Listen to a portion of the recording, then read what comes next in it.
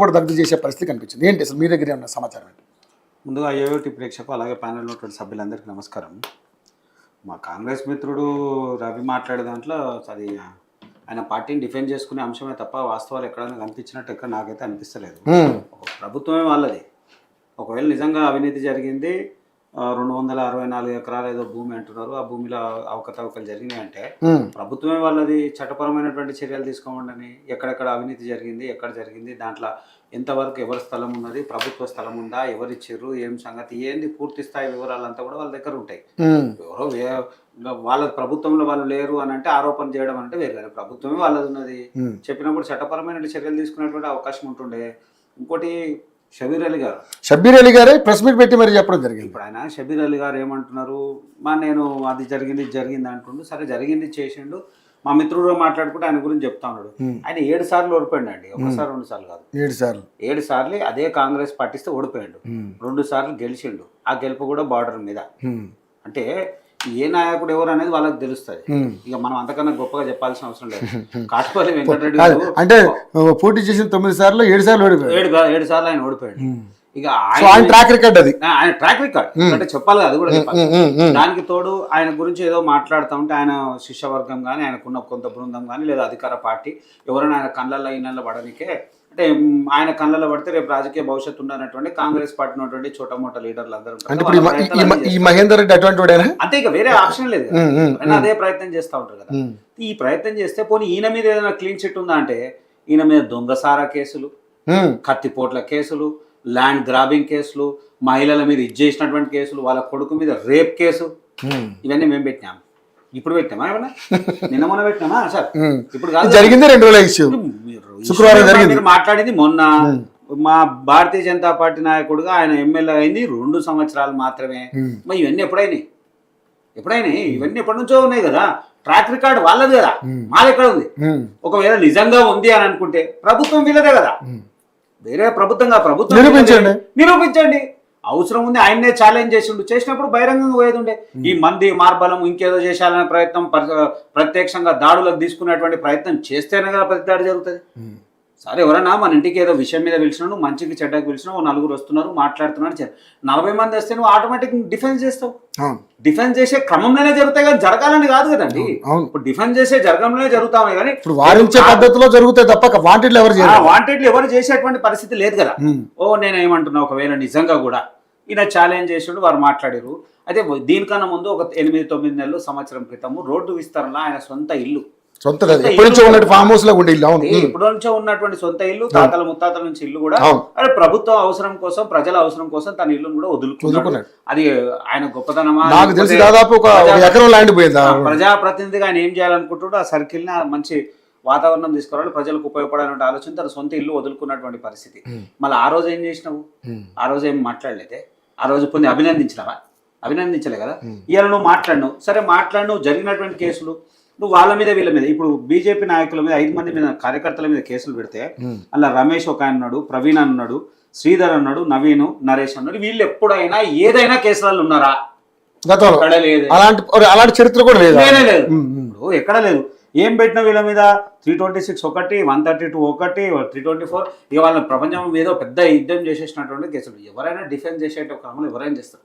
అది మీరైనా నేనైనా. దాడి చేస్తే ప్రతి దాడి కోసం స్పందించేటువంటి పరిస్థితులు ఉంటాయి. తర్వాత అంతమంది ఎందుకు వచ్చారు ఆడికి? దాడి చేస్తే ప్రతి దాడి కాదు కానీ దాడిని వారించే క్రమంలో జరుగుతుంది అంతే. అంటే లేదు సందర్భం వచ్చినప్పుడు మా మనిషి డిఫెన్స్ చేసుకోవాలి, జరిగే పరిస్థితులు కూడా ఉంటాయి. తర్వాత ఆ విషయం డైరెక్ట్ ఎమ్మెల్యే గారు వెంకటరమణారెడ్డి గారే చెప్పారు. ఏమని, నేను కాముకుంటే మీరు ఇష్టం వచ్చినట్టు మాట్లాడతారా? మాకు మాట్లాడే పద్ధతి రాదా? నోరు తెలిస్తే వల్గర్ గా మాట్లాడుతున్నారు, అనేక విషయాలు మాట్లాడుతున్నారు, తల్లిదండ్రులను సంబోధిస్తున్నారు, వాళ్ళని తిడుతున్నారు, వీళ్ళని తిడుతున్నారు. ఎట్లా పడితే అట్లా మాట్లాడుతుంది సమంజసమైన పని కాదు. చట్టపరంగా మీరు ఏం చేయాలి? ప్రజాప్రతినిధిగా ఆయన హోదాని ఆయన కాపాడుకుంటూ ఇన్ని రోజులు మాట్లాడితే దాన్ని ఏదో ఆయన అలుసుగా తీసుకున్నటువంటి ప్రయత్నం చేసినప్పుడు ఆయన బహిరంగంగా చెప్పిండు, ఖచ్చితంగా చెప్పిండు. ఇప్పుడు మేము చూపిస్తాం. మేము ప్రజా పాలన అవసరము, ప్రజల పక్షాన్ని నిలబడాల్సిన అవసరం ఉంది. నేను ప్రజల కోసం గెలిచినా, నేను ఆ నియోజకవర్గం ఉన్నటువంటి ప్రజలందరి కోసం ఉన్నటువంటి పరిస్థితులే. అంటే ఆయన ఎమ్మెల్యే ఒక బీజేపీ నాయకులకేనా ఎమ్మెల్యే? కల హిందువులకేనా? కాదు కదా. ఆ నియోజకవర్గం ఉన్నటువంటి ప్రజలందరికీ కదా. కామారెడ్డి ఉన్నటువంటి ప్రతి ప్రజలకు ఆయన చేయాల్సిన అవసరం ఉందా? ఆయన షాదీ ముబారక్ ఇవ్వలేదు. ఎవరికి షాదీ ముబారక్ చెక్కులు ఇవ్వలేదా? మీ ప్రభుత్వం వాళ్ళ ప్రభుత్వం ఆయన ఆధీనంలో ఇచ్చిండు కదా. డెవలప్మెంట్ ఫండ్స్ ఆయన చేయలేదా? ఆయన అవన్నీ ప్రాంతాల్లో కాదు. హిందువులకే చేసిండా? 260 ఎకరాల్లో ఆయన భాగం ఏందనేది లెక్క చెప్పమని తప్పకుండా చెప్పి చెప్పండి. అది మాట్లాడాలి. అది కూడా దానికి చెప్తాం. సమాధానం చెప్పకుండా అది కూడా చెప్తాం. అది కూడా ఆయన చెప్తాం. సత్యశీలుడు అని అది కూడా అన్నారు. చెప్తాం. ఎవరితో అరే ఇప్పుడు? చెప్పమని వెంటనే అది కూడా అరే, చెప్తాము. ఉండొచ్చు. అరే నిజంగా ఒకవేళ ఉంటే ఉండొచ్చు. కాదని రవి గారు ఉంటే అవును, ప్రభుత్వం మారేది ఎమ్మెల్యేలకు సమాధానం తెలియదు అని అంటున్నాడు. ఎట్లా అవుతుంది? ఏం తెలియదు? ఏం తెలియదు? మీరే చేసే రికార్డు ఇస్తాం అంతే. మీరు ఇన్ని సంవత్సరాలు చేసింది ఏంది? ఆయన 2 ఏళ్ళకు ఉన్నాడు ఏంది? ఆయన 2 పర్యాయాలు 5 సంవత్సరాల అధికార దుర్వినియోగంతో అదే 2 సంవత్సరాలనే కానీ ఇక్కడ రవి గారు విద్యార్థులకు సంబంధించినటువంటి ప్రభుత్వ డిగ్రీ కళాశాలకు సంబంధించినటువంటి భూమిని కబ్జా చేసిన 2 సంవత్సరాలు మీ దగ్గర కనబడుతుంది. సరే సరే షబ్బీర్ అలీ గారు ఒక పాయింట్ రైజ్ చేశారు. ఏదైతే దానికి సంబంధించిన భూములకు సంబంధించినటువంటి ఆ ఇష్యూని అది కేవలం కాటిపల్లి వెంకటరమణారెడ్డి గారు వాళ్ళ తండ్రి గారు కుటుంబ సభ్యులు చేశారు, మాకు ఒక ఇష్యూ చేశారు. దాన్ని నిరూపించుకునే భాగంలో మీ దగ్గర ఉన్న ప్రూఫ్స్ నేను ఎక్కడ చేశాననేది మీరు కూడా నిరూపించుకునే ప్రయత్నం చేయకుండా ఈ గొడవ సంబంధం ఎందుకు జరిగింది అనేది కదా ఇక్కడ పాయింట్. ఇంత గొడవ జరగడానికి ఎందుకు అంటే మీ వేసిన ఛాలెంజ్కి వెంకటరమణారెడ్డి గారు రాలేదా? క్యాంప్ ఆఫీస్ దాకా ఎందుకు వెళ్ళాల్సి వచ్చింది? నేనేమంటున్నా, ఎందుకంటే సరస్వతి శిశు మందిర్ దగ్గర వీళ్ళకి ఒక మీటింగ్ ఏర్పాటు చేసుకున్నారు. వినండి చెప్పిన పూర్తి ఆధారాలతో సిద్ధమైనటువంటి పరిస్థితి ఉన్నది. వీరే అత్యుత్సాహం చేసి క్యాంపు వరకు దాడి చేసేటువంటి ప్రయత్నం జరుగుతుంది. ఇదంతా జరిగింది. లేదు వీళ్ళ అధికారం ఉందనుకోండి, ఛాలెంజ్ చేసిండు, రాలేదు. రాకపోతే తెల్లారి చెప్పు. నువ్వు ఛాలెంజ్ ఇలా చేసినావు సార్, రాలేదు, రేపు తెల్లారి చెప్పు. నువ్వు ఛాలెంజ్ కి నిలబడలేదు, నీ మీద నేను యాక్షన్ తీసుకుంటా, ఇగో ఇవి ఆధారాలు అని చెప్పి మళ్ళీ ఛాలెంజ్ చేసినావు. క్యాంప్ ఆఫీసు ఇంతమంది దాడి చేసే ప్రయత్నం చేసేందుకు ఒక కార్లో సర్పంచ్ వచ్చిండి, మంది మార్బలంతో రాలేడు. ఓ సర్పంచ్ వస్తే సర్పంచ్ మీద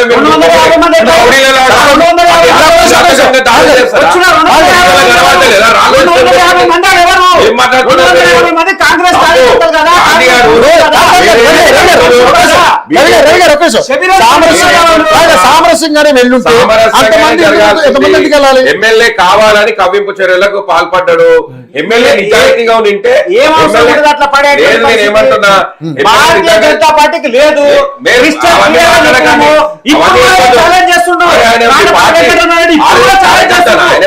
కుటుంబం మీద కానీ నేను కానీ అవినీతి చేసినట్టు నేను రాజకీయ సందేశం చేయడానికి సిద్ధమని ఇవన్నీ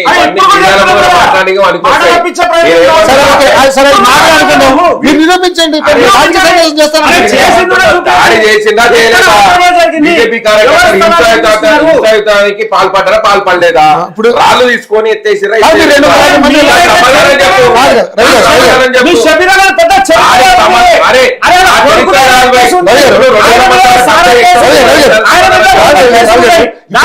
క్యాంప్ ఆఫీస్ కి 250 మంది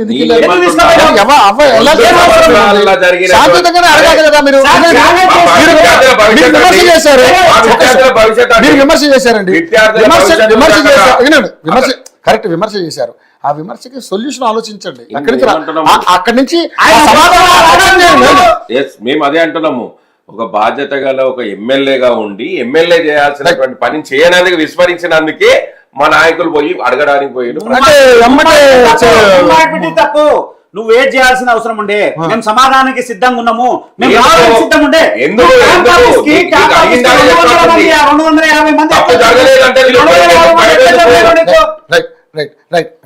మన బీఆర్ఎస్ పార్టీ సరే ఈ 2 ఇష్యూలు ఎందుకంటే అక్కడి నుంచి ఏదైతే కేసీఆర్ గారు కూడా